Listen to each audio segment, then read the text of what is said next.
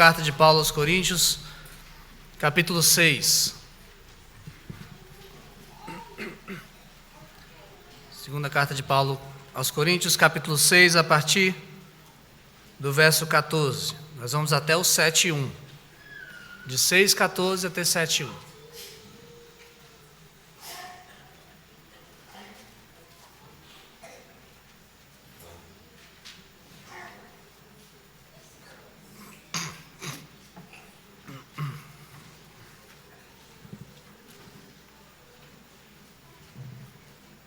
Diz assim a palavra de Deus: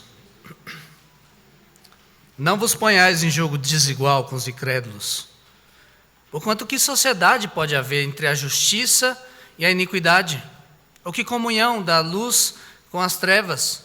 Que harmonia entre Cristo e o maligno? Ou que união do crente com o incrédulo? Que ligação há entre o santuário de Deus e os ídolos?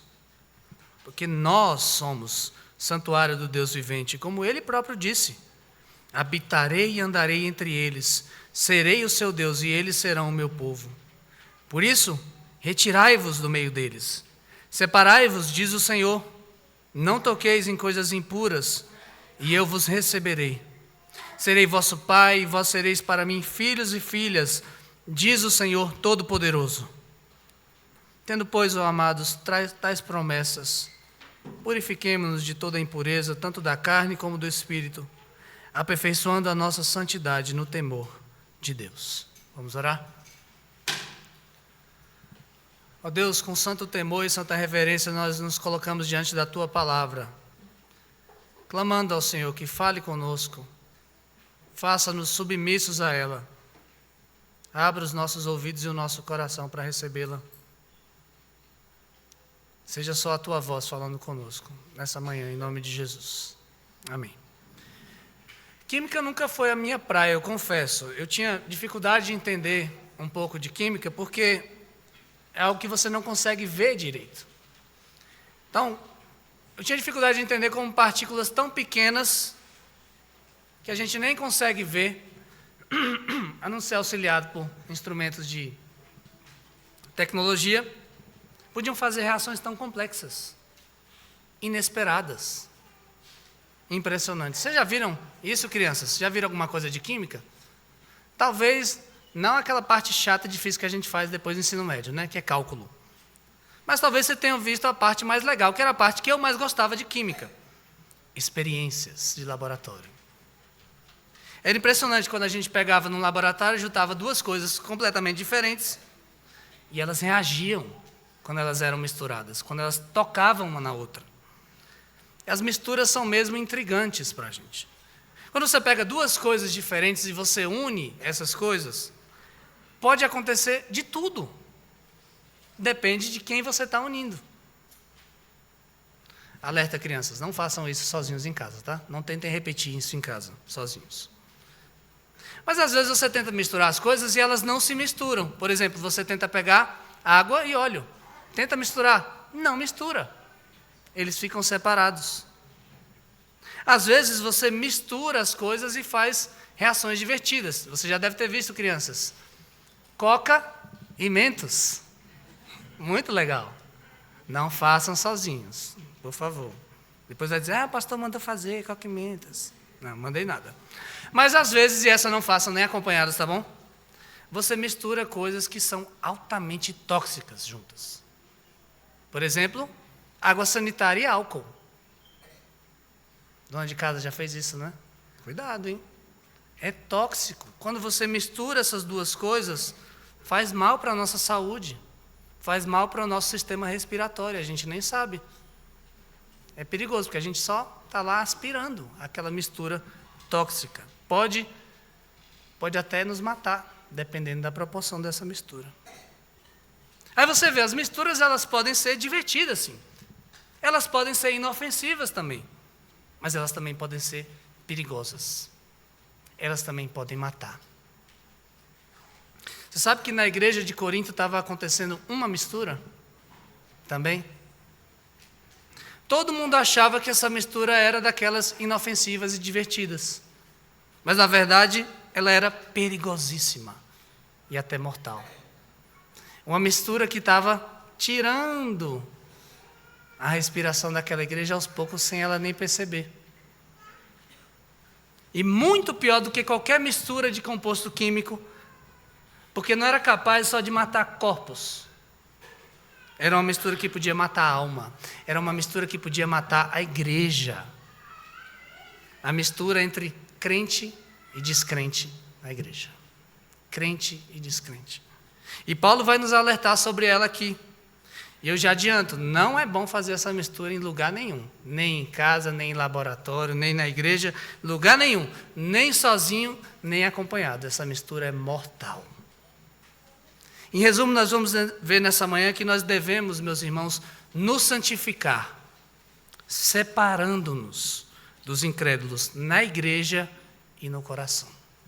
Nós devemos nos santificar, separando-nos dos incrédulos na igreja e no coração. Vamos ver isso, vamos ver 3 razões para isso nesse texto. E a primeira delas é que nós devemos nos santificar porque a crença e a descrença, elas são irreconciliáveis.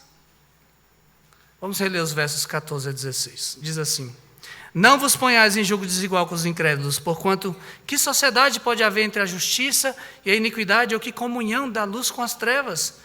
Que harmonia entre Cristo e o maligno, ou que união do crente com o incrédulo? Que ligação entre o santuário de Deus e os ídolos? Porque nós somos santuário do Deus vivente, como Ele próprio disse: habitarei e andarei entre eles, serei o seu Deus, e eles serão o meu povo. Se você já está na igreja há algum tempo, você já deve ter ouvido falar desse texto. Alguém já deve ter usado esse texto para falar para você contra casamento entre crente e descrente e para falar contra a sociedade entre crente e descrente. Mas talvez seja a sua surpresa que não é sobre isso que Paulo está falando primariamente aqui.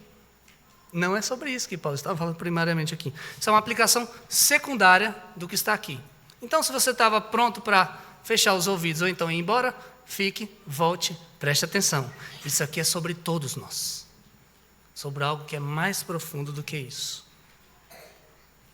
Vale a pena lembrar o que estava acontecendo em Corinto. Paulo escreveu essa carta para defender o seu apostolado naquela igreja, porque apareceram lá homens, os tais superapóstolos, que diziam que Paulo não era o apóstolo verdadeiro, coisa nenhuma, ele era uma fraude. E esses homens sim, que eles diziam, nós sim somos os verdadeiros apóstolos. Porque eles eram carismáticos, eles eram eloquentes, eles eram seguidores da lei de Moisés, eles eram cheios de recomendações humanas, eles eram aquilo que todo coríntio queria ser. Homens de sucesso. E desde o início, Paulo mostra aos coríntios, desde o início da carta, que os verdadeiros ministros não são esses que impressionam a gente. Não são esses que os nossos olhos brilham quando veem. São os que vivem segundo o Evangelho. Gente que, assim como Jesus, sofre por amor a Deus, sabendo que a nossa glória e a nossa suficiência estão somente em Jesus. E nós vimos nas últimas semanas Paulo falando o que é ser crente de verdade. Ser crente, ele diz, é andar por fé e não por vista.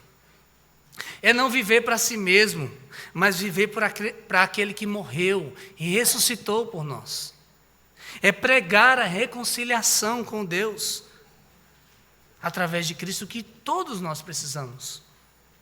É sofrer na pele também, ele disse, os danos de ser um fiel embaixador do reino.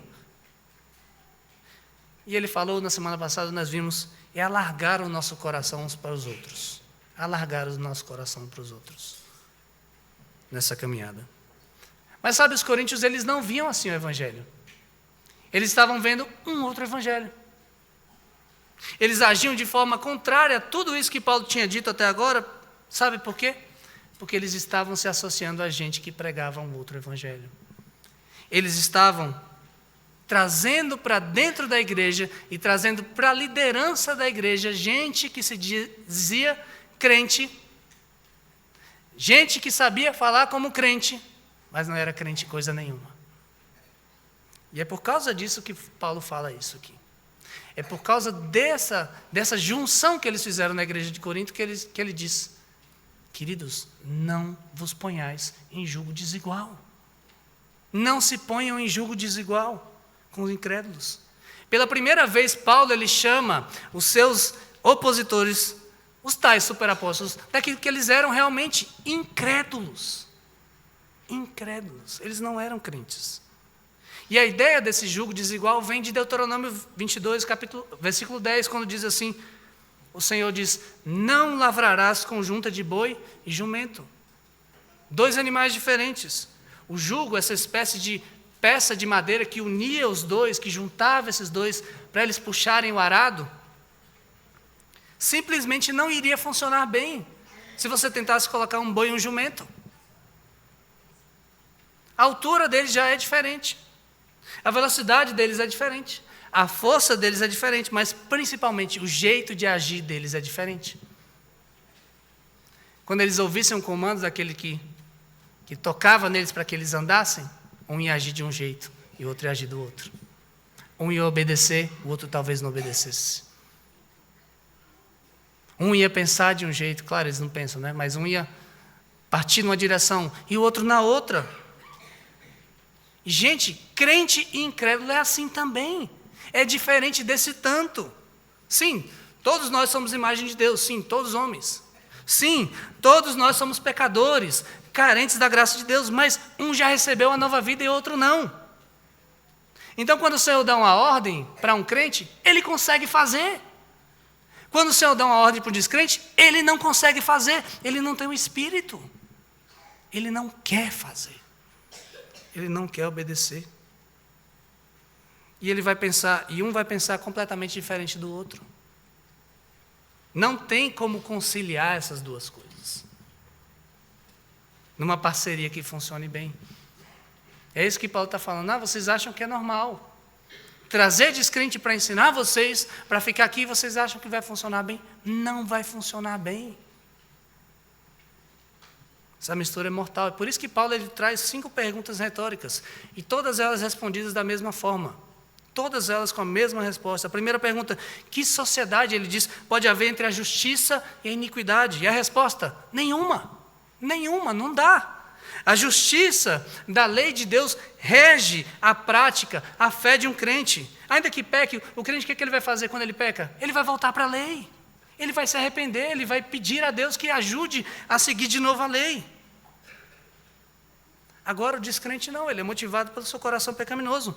O pecado não é injusto, meus irmãos, para o descrente. Ele fala assim, eu não estou fazendo mal a ninguém. Não é injusto, para ele é justo. Eu não estou fazendo mal a ninguém. Não dá para haver objetivos comuns. Não dá para haver uma sociedade em que os dois querem a mesma coisa. O crente quer a glória de Deus, o descrente quer a glória de si mesmo. Não dá para haver sociedade. Segunda pergunta, que comunhão, ele diz, há entre luz e trevas? E a resposta? Nenhuma. Nenhuma. Luz e trevas a gente vê, não coexistem no mesmo lugar. Ou está escuro ou está claro.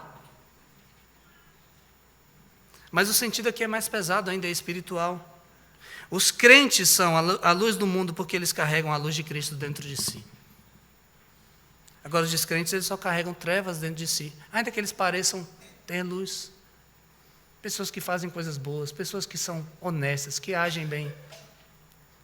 Mas sabe por que a gente não pode chamar isso de luz? Porque não traz glória a Deus, não glorifica a Deus, então é treva mesmo.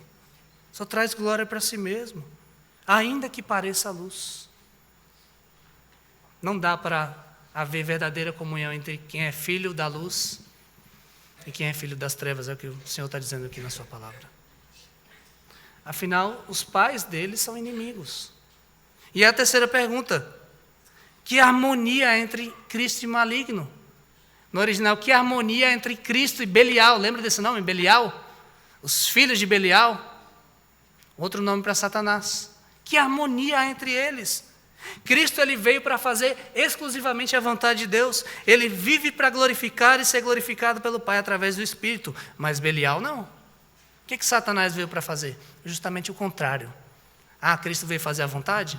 Eu quero desobedecer a Deus. Cristo veio para salvar? Eu quero destruir.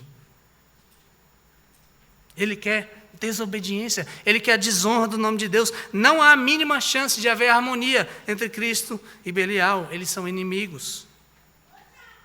Quarta pergunta, que união então seria possível entre quem crê em Jesus e quem não crê? A resposta, nenhuma, nenhuma. Um vê Jesus como seu Salvador. O cristão vê Jesus como seu Salvador, como Deus, um Deus encarnado. Sabe o que o não crente vê Jesus? Um cara legal. Um pouco arrogante, né? Dizendo que era Deus. Louco, talvez. Mentiroso. Ele não é Deus coisa nenhuma. É assim. Como é que essas pessoas seriam parceiras em qualquer coisa que elas fizessem? Se o que há de mais importante na vida de um é simplesmente desprezível para o outro. Jesus Cristo é a minha vida. Ele fala assim, Jesus Cristo, tá. Não dá. Não dá para ter união, de fato. E a quinta pergunta, que ligação há, então, entre o santuário de Deus e os ídolos? E aqui está a grande diferença entre quem crê e quem não crê. Meus irmãos, quem crê não é melhor. Quem crê não é mais esperto. Quem crê não é mais ético do que quem não crê. Mas quem crê recebeu uma nova vida. Recebeu o Espírito Santo de Deus para habitar no seu coração. É o Espírito que nos convence do nosso pecado. É o Espírito que nos convence da justiça de Deus. É o Espírito que nos convence do juízo. É Ele que nos guia a obediência a Cristo. Mesmo quando a gente não quer, sabe o que o Espírito faz? Incomoda. Faz você se arrepender e voltar. Não te deixa em paz. E você volta. E Ele te capacita a fazer isso. Ele transforma o nosso jeito de pensar, o nosso jeito de agir. Agora, quem não crê não tem o Espírito no seu coração. O que você acha que ele vai fazer? O que a sua carne quer fazer? Pecar. Desobedecer a Deus. Buscar a glória para si e não para o Senhor. E sabe o que ele vai querer fazer mais? Alimentar o ídolo que ele tem de estimação. Quem não crê precisa ter alguém para adorar, não precisa? Ele vai dizer que não adora ninguém, mas ele adora. Sabe o que ele adora? O dinheiro, o prazer, o sucesso, a fama, a família, qualquer coisa que não seja Deus e que move a existência dessa pessoa. Mas a palavra de Deus diz que Deus não faz acordo. Essa palavra ligação aqui, que ligação há entre o santuário de Deus?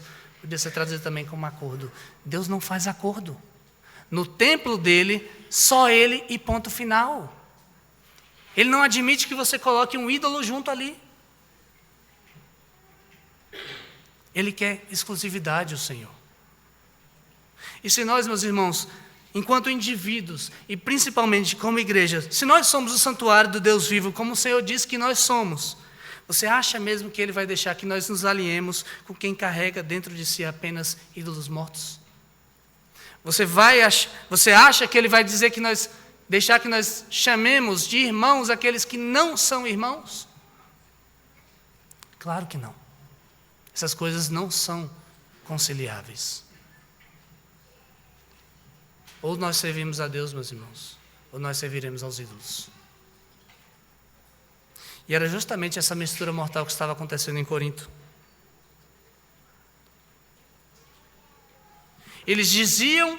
Os irmãos de Corinto diziam que serviam a Deus, mas eles tratavam como irmãos quem não servia a Deus. Quem dizia até crer, quem sabia falar a nomenclatura perfeita, mas se aproveitava do Evangelho e da igreja, sabe para quê? Para benefício próprio, para enriquecer, para ter poder, para ter status, para ter sucesso. Incrédulos se aliando, pior, liderando quem cria, contaminando o Evangelho puro da graça. Fala a verdade, quando você pega, já teve essa experiência, né? Você vai lá fazer, às vezes eu vou fazer para a família inteira, 6 ovos, né?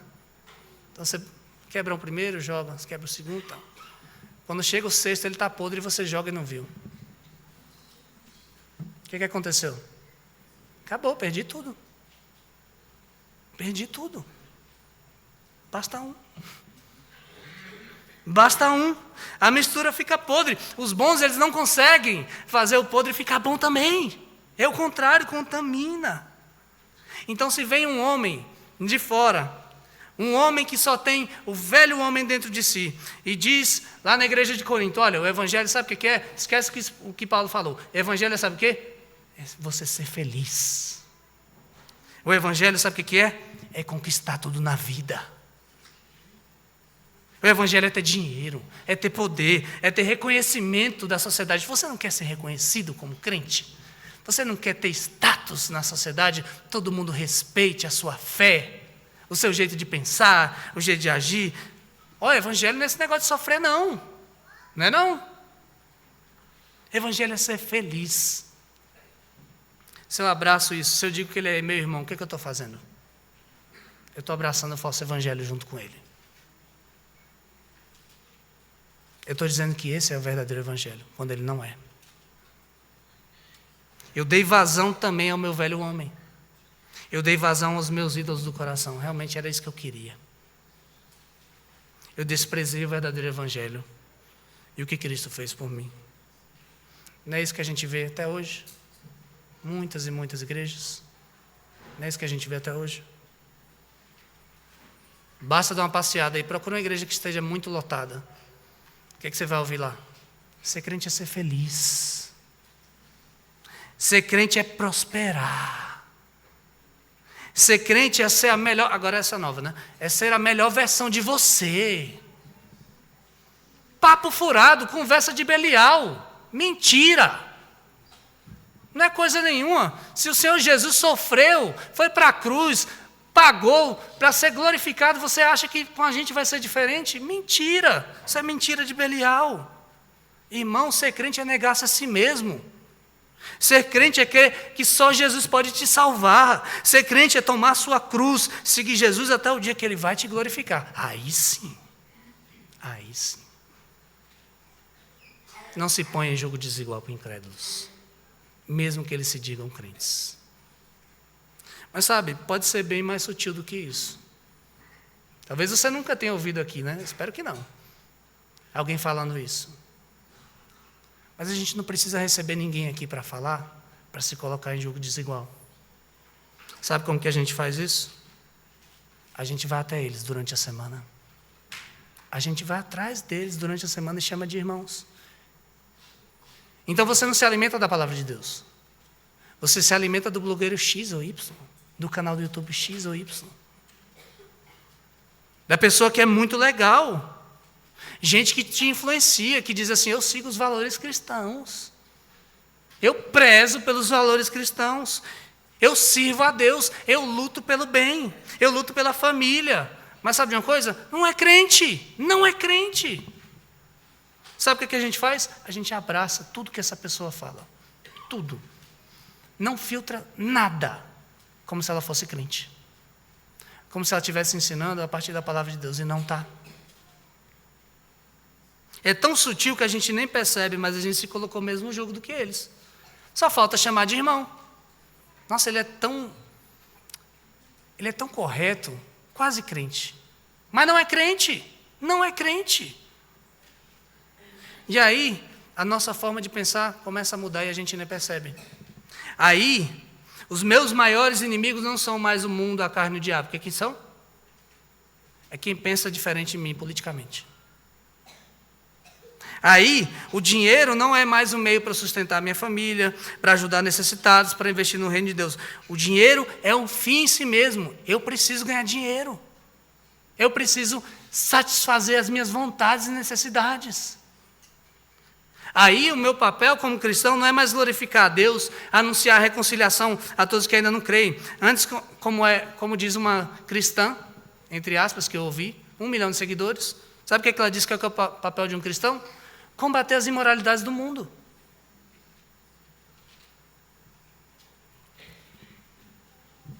Você percebe?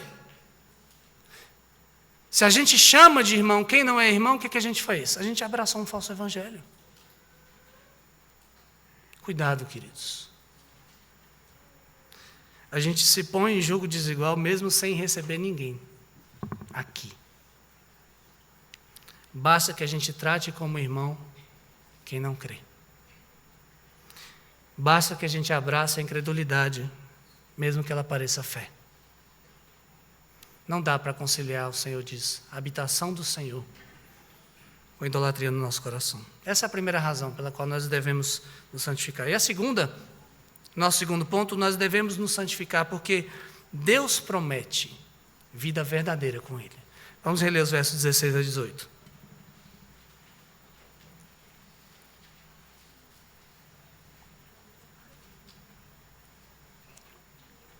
Que ligação há entre o santuário de Deus e os ídolos? Porque nós somos o santuário do Deus vivente, como Ele próprio disse. Habitarei e andarei entre eles, serei o seu Deus, e eles serão o meu povo. Por isso, retirai-vos do meio deles, separai-vos, diz o Senhor. Não toqueis em coisas impuras, e eu vos receberei, e serei vosso pai, e vós sereis para mim filhos e filhas, diz o Senhor Todo-Poderoso. Depois de dizer que não há conciliação entre crença e descrença no meio do povo de Deus, agora Paulo mostra no que nós devemos crer para nos santificarmos. E ele traz para isso duas promessas do Senhor, que são um compilado de 6 textos, pelo menos, do Antigo Testamento.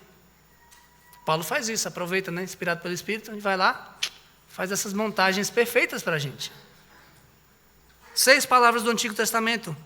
2 promessas. A primeira promessa, no verso 16, habitarei e andarei entre eles, serei o seu Deus, e eles serão o meu povo. Essa promessa está lá em Levítico 26, nós acabamos de ler mais cedo.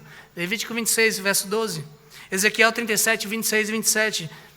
E o que esses textos têm em comum? Levítico e Ezequiel. 2 vezes o Senhor libertou o seu povo. A primeira, do Egito, Levítico. A segunda, da Babilônia, do cativeiro da Babilônia. Ezequiel profetiza antes mesmo deles serem libertos. E em Levítico ele diz, o Senhor diz, se vocês não fizerem ídolos, se vocês guardarem os meus mandamentos, eu habitarei e andarei com vocês, eu serei o seu Deus e vocês serão o meu povo. Mas sabe, Deus sabia quem era o seu povo. Deus sabia que a parte da maldição é que ia colar no povo. Deus sabia que Israel não ia largar a idolatria. Por isso vem a promessa de Ezequiel 37. Porque mesmo assim o Senhor garante, eu vou tirar os ídolos do meio de vocês. Eu vou fazer isso. Nunca mais vocês vão se contaminar com seus ídolos. Porque eu vou ajuntar sobre vocês, em Ezequiel 37 ele fala, vou ajuntar todo o meu povo sob o novo Davi. Jesus é o cumprimento pleno dessa promessa. Ele veio ao mundo habitar e andar entre nós. Ele morreu no nosso lugar, porque nós merecíamos a morte, para nos livrar do cativeiro do pecado. Ele ressuscitou, Ele nos deu o seu Espírito Santo para habitar em nós. E por causa dele o Senhor é o nosso Deus, e nós somos o seu povo. E o que Paulo estava dizendo aos Coríntios, meus irmãos, é muito grande. Ele diz, meus irmãos, vocês não precisam desses ídolos mortos. Vocês não precisam, vocês são habitados pelo Deus vivo. Esses ídolos, sabe o que eles vão fazer com vocês? Escravizar, matar, e não vão dar nada para vocês. Agora o Deus vivo vai habitar com vocês, vai ser o seu Deus, e vocês vão ser o seu povo. Mas Paulo traz uma segunda promessa nos versos 17 e 18. E ela começa com o texto de Isaías 52, que nós lemos no início da liturgia. Isaías 52, 11 diz, retirai-vos, saí de lá, não toqueis em coisa imunda, saí do meio dela, purificai-vos. Antes mesmo do povo ir para o cativeiro, Deus estava dizendo, saiam, eu vou tirar vocês de lá. Isaías 52. O profeta já dizia que o Senhor libertaria aquele povo com um braço forte, consolando Jerusalém. E desse momento em diante o Senhor diz, retirem-se, saiam, larguem, deixem os ídolos para trás. Não voltem mais a eles. Deixem para trás aqueles que fizeram você ir para o cativeiro, seus ídolos. os deuses do seu coração. E a promessa, ela continua aqui. A promessa aqui, no final do verso 17 diz: e eu vos receberei. Está lá em Ezequiel 20, 34, Sofonias 3, 20. O Senhor diz: quando vocês saírem do cativeiro e voltarem, sabe quem vai receber vocês? Sou eu. Sou eu. E a promessa, ela termina de forma impressionante no verso 18, quando ele diz: serei vosso pai, e vós sereis para mim filhos e filhas, diz o Senhor Todo-Poderoso. Sabe de onde vem essa promessa? 2 Samuel 7, 14. Quando o Senhor diz a Davi que o filho de Davi seria seu filho e ele seria por pai. Paulo aplica em última instância aquilo que foi aplicado ao Senhor Jesus a quem? A nós. A nós. E não só homens, você viu? Filhos e filhas. Nós somos filhos e filhas do Senhor Todo-Poderoso. Você vê como é que é grandioso essa promessa? Você vê como é grandioso o que o Senhor promete aqui? Ele diz: eu já libertei vocês do cativeiro, da escravidão, da sua idolatria. Eu trouxe vocês para perto de mim. Eu recebi vocês como filhos. Vocês eram meus inimigos e eu recebi vocês como filhos. Por causa do meu filho, do sacrifício do meu filho, vocês estão livres agora. E eu olho para vocês, sabe como? Com o mesmo amor que eu olho para ele. Vocês são meus filhos agora. E a promessa, ela continua quando ele diz: eu vou habitar para sempre com vocês. Eu vou andar com vocês. Eu serei sempre o seu Deus. E vocês sempre serão o meu povo. Por isso, larguem essa idolatria. Saiam, separem-se daqueles que vivem pela idolatria. Parem de se contaminar com essas coisas impuras. Santifiquem-se. Eu já tirei vocês da lama. Para de voltar para a lama. Você percebe o que os coríntios estavam fazendo quando eles se colocavam em jogo desigual com incrédulos naquela igreja? Eles estavam dizendo que todas as promessas de Deus eram mentira. Estavam fazendo pouco caso das promessas de Deus. Porque eles pensavam assim: de que adianta Deus habitar entre nós e andar conosco, se a vida for só sofrimento? Eu não quero, não. De que adianta ser do povo de Deus se ninguém reconhece os nossos direitos? Se nós somos perseguidos sem causa? De que adianta ter Deus como meu Pai, se as melhores coisas dessa vida são dadas para quem nem é filho dele? De que adianta? Você vê como a gente reduz as promessas ao aqui, ao agora, ao que eu posso ver, ao que eu posso ganhar aqui agora. Sendo que é muito maior do que isso, meus irmãos. É uma eternidade com o Senhor. É comunhão com Deus. É graça. É olhar para a face de Cristo todos os dias. Mas é assim que a gente pensa. Quando a gente não se separa desse mundo. Quando a gente não se santifica e age igualzinho ao mundo. Age como se a gente fosse daqui. Age como se essa vida fosse tudo que a gente tem. Então você pensa: Deus não me deu o que eu quis, eu vou dar meu jeito. E aí você faz com tudo na vida, pode imaginar. Deus não me deu um cônjuge temente a Ele, o que é que eu faço? Eu dou meu jeito. Mesmo que ele não seja crente. Deus não me deu o dinheiro que eu quero, eu vou dar meus pulos. Eu vou fazer o que for preciso. Talvez algumas coisas que sejam contrárias à lei de Deus. Não importa. Eu vou dar meus pulos. Deus não vai me fazer feliz, Ele não vai me dar satisfação, então eu vou dar um jeito de ser feliz. Mesmo que eu ignore as promessas de Deus. Deus não me abençoa agora, então eu vou dar um jeito de ser abençoado agora. Julgo desigual.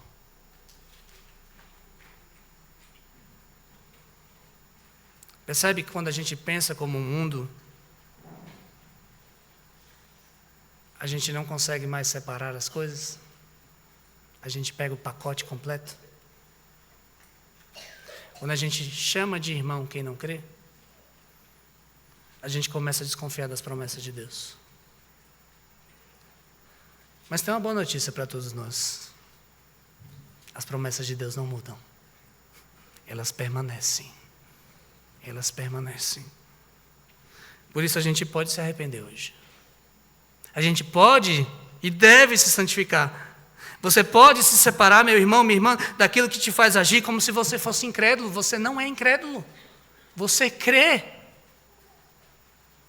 E você pode se agarrar à verdadeira vida, a vida nisso aqui. Eu serei o seu Deus, vocês serão o meu povo. Eu vou habitar com vocês para sempre. Isso é vida. Ele é o seu Deus. Ele te libertou. Ele está contigo. Ele cuida de você. Por isso, talvez você tenha que dar alguns passos, crendo nisso. Às vezes você tenha que parar de seguir alguns perfis. Eu tive que fazer isso. Talvez você tenha que colocar limites em algumas amizades. Cristo não falou para a gente ser retirado do mundo, né? Mas o mundo tem que ser retirado de dentro de nós. A gente faz aqui, a gente influencia e não é influenciado. Talvez você tenha que deixar alguma parceria comercial duvidosa, lucrativa, mas duvidosa. Talvez você tenha que terminar um namoro. Eu não sei, você sabe. Deus sabe.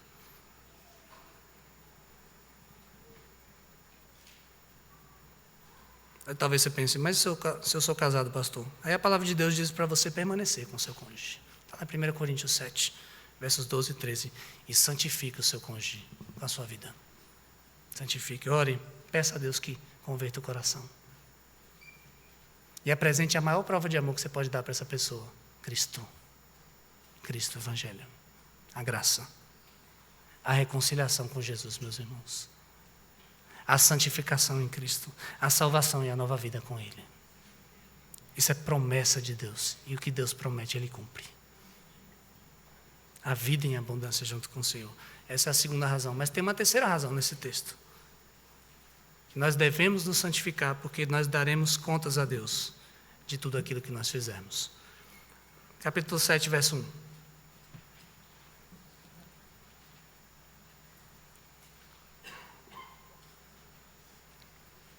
Tendo, pois, ó amados, tais promessas, purifiquemo-nos de toda impureza, tanto da carne como do espírito, aperfeiçoando a nossa santidade no temor de Deus. Perceba a escolha proposital das palavras por Deus aqui, por meio de Paulo. Paulo está dando uma bronca naquele povo. Uma baita exortação. Está todo mundo tenso aqui, né? Eu estou também, tá? Fica tranquilo. Uma bronca. Palavra dura de ouvir. Igreja se colocando em jogo desigual, com o incrédulo liderando a igreja, influenciando a igreja, mudando a forma de pensar daquela igreja. Mas quem eles eram mesmo assim? Como é que Paulo chama eles aqui? Amados. Amados. Paulo os amava, sabe por quê? Porque Cristo os amava. Cristo os ama. E Cristo ama tanto a sua igreja, que Ele sempre vai resgatá-la por meio da sua palavra. Que Ele sempre vai purificá-la por meio da sua palavra. Não se esqueça disso, meu irmão, minha irmã. Deus nos ama tanto que Ele não nos deixa a nossa própria sorte. Ele nos chama ao arrependimento todos os dias e à santificação. Porque veja, as promessas, Ele diz, estão aí.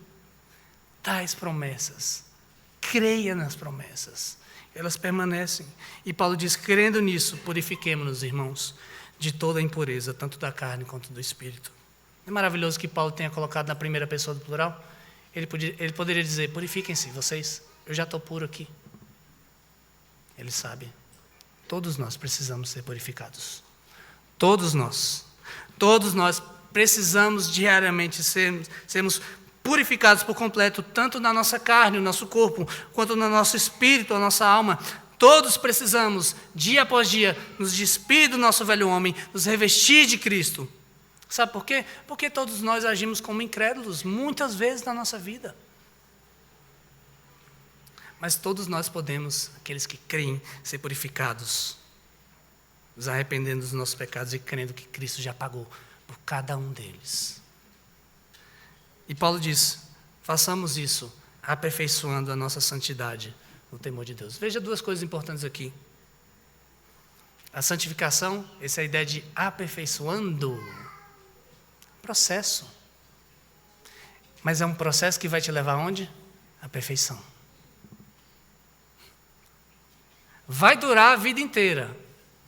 Então prepara aí, vai durar a vida inteira. Mas um dia essa luta vai terminar. E sabe como que ela vai terminar? Com perfeição do Senhor Jesus em nós. A gente vai estar puro como Deus prometeu que seria, como Cristo é. E o segundo, a nossa santificação é feita no temor de Deus. E quando Paulo fala de temor de Deus em Coríntios, lembre disso. Ele remete ao capítulo 5, versos 10 e 11, quando ele fala do santo tribunal de Cristo. Ele está remetendo ao santo tribunal de Cristo, que todos nós compareceremos um dia. O que ele está dizendo é, nós precisamos ter em vista que um dia nós daremos conta de tudo que nós fizermos no tribunal de Cristo. Claro, se você crê em Jesus, você já está perdoado, justificado desse tribunal. Cristo já pagou por você. Você não vai ser condenado. Você já recebeu a vida eterna. Mas ainda assim, meus irmãos, nós daremos contas daquilo que nós fizemos aqui. Tudo que nós fizemos aqui. Tudo que nós fizemos com aquilo que Deus nos deu, nós daremos contas ao Senhor. Lembre-se das parábolas do servo vigilante, dos talentos, das minas, que Jesus contou. Se fosse hoje o dia de você apresentar os seus talentos ao Senhor, você tem sido fiel ao Senhor, apesar dos seus pecados, das suas imperfeições? Você tem se comprometido com esse processo de santificação, sabendo que um dia você vai dar contas a Deus?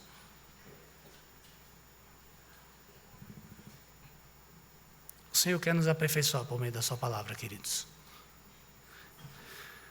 E sabe o que é bom? Ele dá tudo o que a gente precisa. Graças a Deus por isso. Graças a Deus.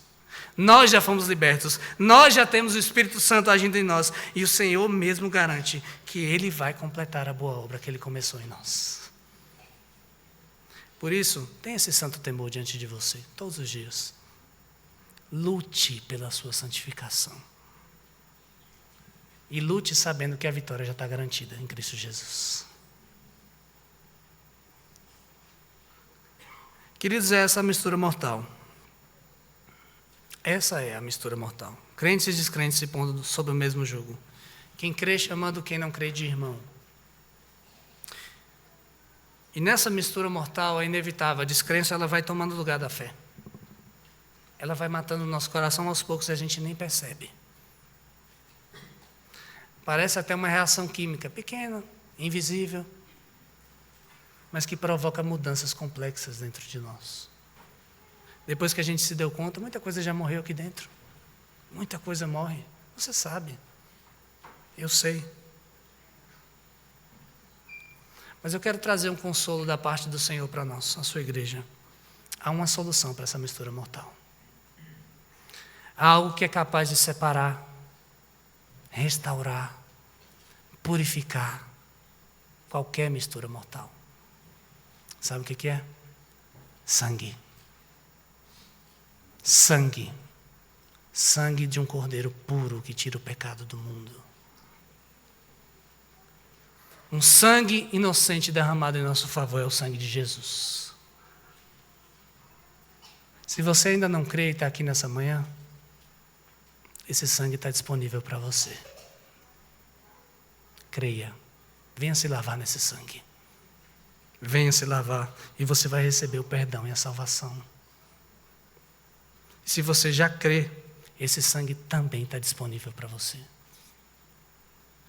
Diz a palavra de Deus que se nós confessarmos os nossos pecados, Ele é fiel e justo para nos perdoar os pecados e nos purificar de toda, eu disse, toda injustiça. Ele é capaz de fazer isso. Venha como você está. Mergulhe de cabeça nesse sangue. Esse sangue é o único que pode nos purificar, meus irmãos. Porque a única solução para o jugo desigual é o jugo de Jesus. Jesus nos viu no jugo do pecado. E Ele não nos deixou ali. Ele quebrou esse jugo, Ele arrancou esse jugo dentro de nós. E Ele tomou sobre si esse jugo na cruz. A justiça de Jesus cobriu a nossa iniquidade. A luz dele invadiu as nossas trevas. Cristo venceu Belial. Belial está derrotado e não vai vencer. Cristo já venceu. O descrente agora crê. E se você crê, sabe o que é o jugo que está sobre você hoje? É suave. É suave. É o jugo do Senhor Jesus. Se você crê, o Deus vivente, Ele mora dentro de você. Ele é seu Pai amoroso que vai cuidar de você, vai mudar tudinho aí dentro, até o dia que você vai ficar semelhante a Jesus. E nós habitaremos para sempre com Ele. Por isso, pegue esse sangue, mas pegue bem muito e misture com tudo na sua vida. Pode misturar. É uma fonte que jorra sem fio o sangue de Jesus. Pode fazer isso na sua casa, no trabalho, na escola, na igreja, em qualquer lugar. Misture, criança, adulto, sozinho, acompanhado, misture esse sangue em todo lugar. Porque esse sangue vai nos purificar um dia. E nós seremos apresentados. E quando essa mistura terminar, você vai ver o produto final. Algo mais impressionante do que qualquer coisa que esse mundo já viu. Sabe o que é? A glória de Cristo em nós e entre nós. Ele habitará conosco. Ele andará conosco. Ele será o nosso Deus e nós seremos o seu povo. Vamos orar? Obrigado, Senhor, pela Tua palavra. Obrigado pelas Tuas promessas que não falham, não mudam, não caem. Mas pedimos perdão, Senhor, porque não temos muitas vezes nos santificado. Temos tomado sobre nós um jugo que não é Teu, um jugo desigual, chamando a descrença de crença, de irmão que não é. Trazendo para meio do Teu povo os ídolos, Senhor, do nosso coração. Tem misericórdia de nós, Senhor. Perdoa-nos, Senhor. Perdoa-nos quando não fazemos pouco caso das Suas promessas. Perdoa-nos, Senhor, quando nós esquecemos de que o Senhor já fez tudo por nós. E obrigado, Senhor, porque o sangue de Cristo, Ele nos purifica de todo pecado e pode purificar todo aquele que vier se lavar nessa fonte santa, bendita, eterna, infinita. Ó Deus, faz com que nós sejamos lavados por Ele. Faz com que o Teu Espírito Santo aplique cada palavra ao nosso coração. Mude tudo aqui dentro. Nos leve cativos ao Senhor Jesus, aquele que vai nos libertar e que habitará entre nós para sempre, o nosso Deus. Nós Te louvamos, Senhor, porque o Senhor não nos deixa sozinhos. O Senhor está conosco e vai fazer essa boa obra em nós. Obrigado, Senhor, em nome de Cristo. Amém.